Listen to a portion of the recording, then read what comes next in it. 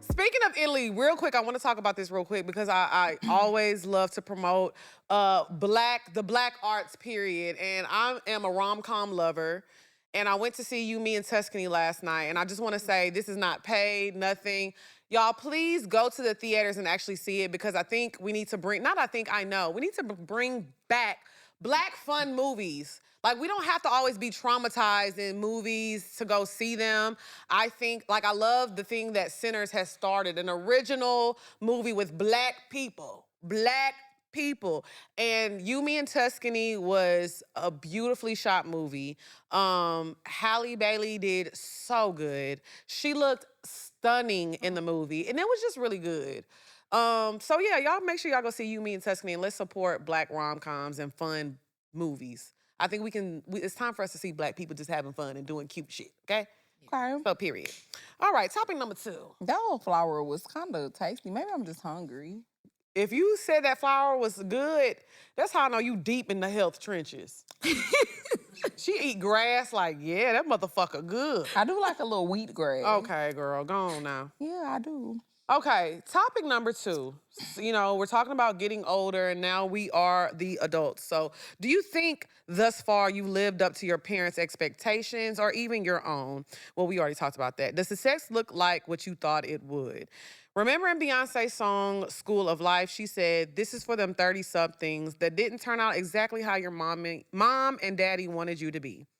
Do you feel like you lived up to our girl Barb's expectations? Yeah. Yeah. I think I've exceeded my mom's expectations for who she wanted me to be. Yeah. I think at first it was a little rocky. Yeah.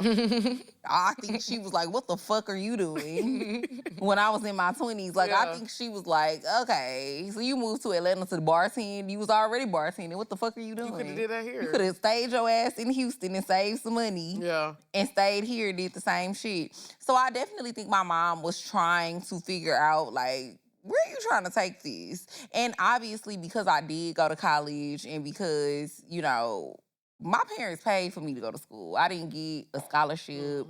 I didn't get free tuition or anything like that. Like, my parents was paying for me to go to school, especially like the first 2 years. Now, when I moved off campus, I was getting a little refund check. But them first 2 years, my parents was paying part of my tuition. So I definitely feel like my mom was like, what the fuck was me and your dad wasting all this fucking money on for you to graduate and decide you want to be a damn bartender and wear leotards on the weekend? Leotards. The fuck? So I think she was a tad bit confused. Yeah. But I think that it paid off, and now I 100% know my mom is really proud of me. Yeah. She tells me all the time. Like, she's always like, I'm just so proud of you. You're doing amazing. Like, she was like, people be walking up to me, telling me that they so proud of you, like people in our family. She was like, sometimes people that listen to our show, who I guess like have met her and stuff at the Houston show, like it doesn't happen often.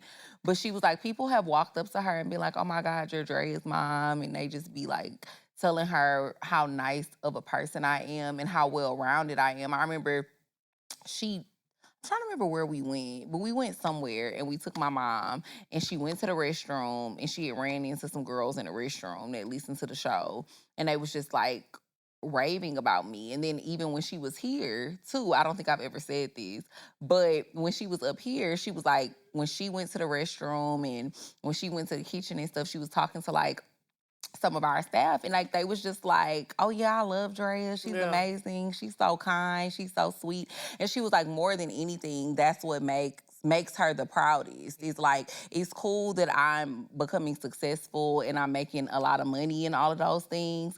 But what makes her the most proud is the person that she thinks she's raised, as far as like the values that she's instilled in me and how kind I am and how caring I am and how giving I am. She was like, those are traits that money can't buy. Yeah. And she's glad that she instilled those things in me and it carried all the way through to adulthood, because a lot of people instill that into their children and then when they become adults, they don't use any of the things that they was taught. So yeah, my mom tell me that all the time. I think that, and outside of my mom too, who is like obviously still living, but I think I'm like my ancestors' wildest dreams. I feel like they gonna throw rose petals at my feet. when I get up there. Okay. All hail Drea Nicole! I'm serious though, facts. With the horns and everything. Oh shit! You remember how like what was the singing ladies on Hercules? The black Yes. ladies. That's how they gonna With be. the horns, the harps, all of the Yeah. things. Okay. I truly do feel that way. Like, I feel like we are an embodiment of our ancestors' wildest dreams because my great grandparents, hell, even my grandparents couldn't fathom the life that I'm living right now. Yeah. Another meme that I seen, it said, Drea. it said your mama be like, I had a life too. And it be like, mommy, I swear you ain't never had this much motion. But for real though. Don't do that. It's funny. It was a joke. But of course, but also like, but no, seriously. Yeah. We're the first generation to really like be doing a lot of the stuff that we doing. Like Yeah. our parents, our grandparents, our great grandparents cannot fathom the lives that we live in. If there was like a TV screen and 21-year-old Drea was watching 35-year-old Drea, do you think that 21-year-old Drea would be surprised? No. No? Not even a No. little bit? No. Cause I don't know, but I feel like you know this about me, so I don't know why you shocked that I'm saying it. I'm acting like Oprah. Let me interview But I you. don't think you It's should your act like birthday. Oprah, because you know me. Joking up. Oh, my bad. Yeah. Let me laugh. Yeah, go ahead. Anyways, so yeah, like, no, not really, because I'm just a very confident person. Like, Yeah. I always knew I was going to be somebody. Like, it doesn't surprise me where I'm at. It's not shocking Yeah. to me. Maybe the routes, Okay. because I feel like I never knew what was gonna get me there. But I always knew I was gonna be successful. Like, I always knew that I was gonna have all of the things that I wanted. So no, I'm not really shocked. I don't think 21-year-old me would be shocked, because that's all a part of the reason why I moved to Atlanta with no plan. I think you gotta be a bold and audacious ass person to do that shit. Like, to just pack your shit up and move from one state to another with no family, no friends, and like just be like, oh, I know I'm gonna figure this shit out. I got it. I didn't have a plan. Yeah. I didn't have a job. I moved here with somebody I knew for like 4 months. Very bold. I wasn't like able to stay with nobody and like have time to figure shit out. Like, I had to really get it out the mud when I moved out here. So yeah, like, I always knew I was gonna be straight. I love that. Yeah. Purr. Not surprising. Yeah. But I'm grateful nonetheless. Yeah. But I don't know. I just think a lot of things come with, and I always hope it doesn't sound like cocky, but I just think some people have like anointings on their life. And I've always felt that way about myself. Like, and again, not on no cocky, I think I'm special or better than other people or anything like that. But I really do think God has like an anointing on my life, and I'm meant to do great things, and I have like a major purpose. So even when it makes me uncomfortable sometimes being in the spotlight, because I don't necessarily think that that's what I thought that I would be doing, Yeah. because I'm so private. Like, I don't really like for people to be worried about what I got going on. But I think that when God puts you in certain positions, you have to recognize that he does it for a reason. And sometimes it's a bigger reason and a bigger purpose than what you realize at the time. But eventually it'll show itself. You cooking today, bitch. Yeah. And sometimes I don't know that I figured that out yet. Like, I don't know that I've realized what exactly my purpose is. But I do think that this is a part of it. Oh, for sure. I think, I don't mean to speak for you, but I didn't realize my purpose until, and it sounds crazy, but I talk about it all the time. Like, the first time we went on tour, and people walking up to us crying, talking about, I didn't think I was gonna get through the day, but y'all just made me laugh, and that's just all I needed. Just a little bit of escape. And I'm like, sometimes that's all people need. Yeah. If I can make you escape and feel good, if I can give you a little bit of advice or a little bit of guidance or whatever that you need to stick it out and stick it through, then that's my purpose. Yeah. That's all I need. I really enjoy making people feel good. And I think for me, like, I think right now, like, if my mom were still here, I think my mom knew, like, because my mama used to be in the comments arguing, damn, fighting for her baby. Now she tussling. Oh, my Lord. I used to be like, Mom, get out of 85 comments. I mean, she used to be in the comments going crazy. She did. So my mom was very in tune with social media, too. So I think at first she was like, what are you doing? no, this ain't it. But then when she like, cause my mom was always a fan of Carlos. So like once we started working with Carlos and she saw like we went on the show, she was like, oh, this is for real. Then we went on our first tour. It was like, oh my goodness. Like, so I think I'm just glad that she got to see Like the start. like the start of it, So I'm like, I think now she would be like, look at my girl. You know what I'm saying? So I think that I'm definitely meeting my mom's expectation. Honestly, probably surpassed them because I mean, she grew up in Orange, Texas, so did I. People don't do anything out of Orange, no shade. But when you live in Orange, Texas, you grow up, you either go work at the hospital or you go work at a plant. You find somebody that you graduated with, y'all get married, and then y'all do that. Y'all raise some old people that's finna work at the hospital, go work at the plants.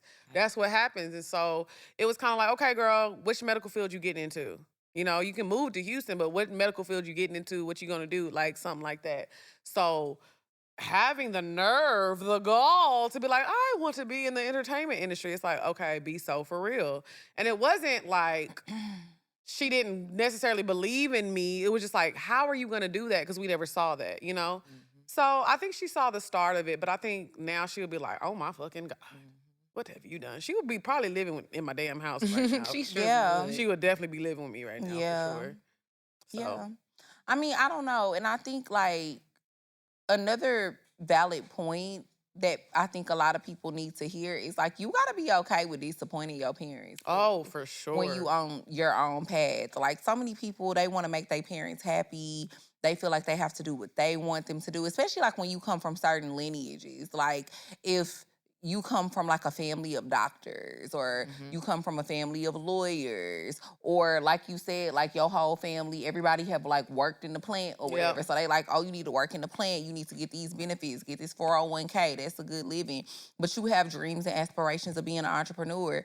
Chase your dreams. Do what you want to do and be okay with disappointing people because this your motherfucking life and you only get one life. And like I say that as a person who went through that just because we are talking about our parents. Like before my dad passed away, when I decided to move to Atlanta, before my dad got sick, he was so fucking mad at me. He was? I Yeah, feel like I we knew didn't that. talk. Like he didn't talk to me for like the first few months that I moved here, and luckily we ended up started back talking or whatever before he got sick, and we had a good relationship again. But like for the first few months, he was really upset because I always talk about how like I was a daddy's girl. Like me and my dad was so close, and he was pissed. Like my mom, she didn't want me to move to Atlanta, but my mom just kind of always more so been the parent out of my parents that was like, this her life.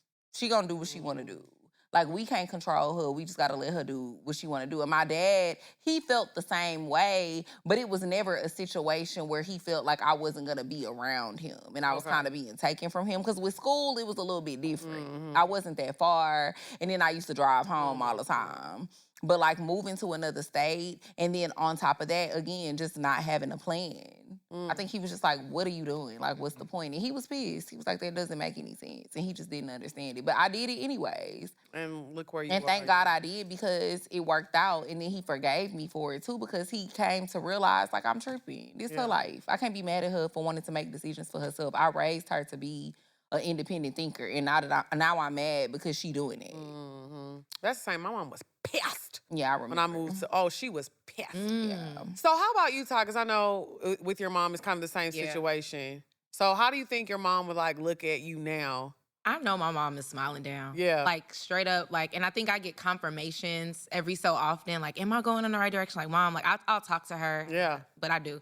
But my mom, I was blessed enough for her to see me move to Atlanta, buy a house. She came down and visited me. She helped me decorate. Like, that was something that made her the most proud in that moment, in that time.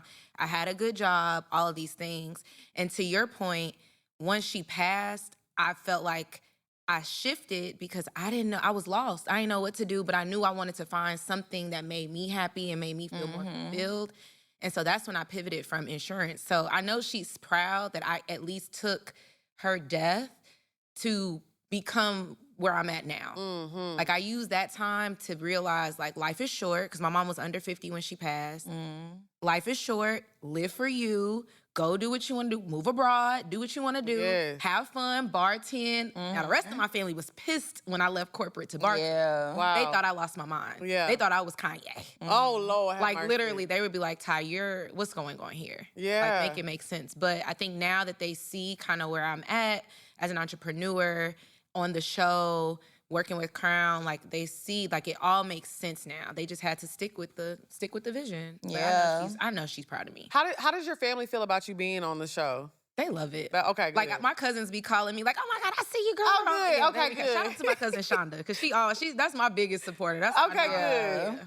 Cause I know sometimes we get a little rowdy on here. And But you it know be what? so funny because people ask me that too all the time. Like, how do my mom feel about the show? And so my mom will be having a key. A key. So when she was in here that time, Y'all, my 60-year-old uncle watch y'all. Okay. Just so you know, Uncle Daryl is out there. Okay, Uncle Daryl. Well, I was telling y'all about, he Okay. be watching y'all. He be Period. We gotta laughing. meet Uncle Daryl. and y'all know Uncle Freddie, he has a key. He shows up. He be having the time. Because, like, at the end of the day, these are older people. But one good point that my mom pointed out to me, because I did have an aunt one time who came to one of our live shows on our last tour, and, like, she wasn't really feeling it. Like, she wasn't really feeling the jokes and stuff like that. And my mom was mad as fuck.